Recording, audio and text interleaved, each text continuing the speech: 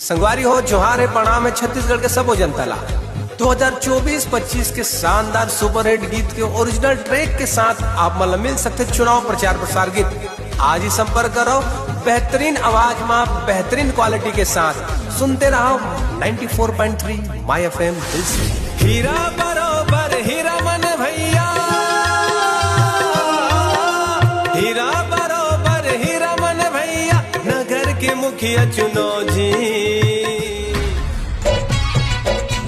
सुन ले दीदी सुन ले भैया, सुनो हमर काका काकी, प्रांजल भैया ला मिलके जिताबो क्षेत्र क्रमांक 2 से। खुशी मनाहू घर घर संगी, खुशी मनाही हमर सियान, गांव गली के हो ही विकास से। हमर क्षेत्र के लइका है, के वाची से जिताबो।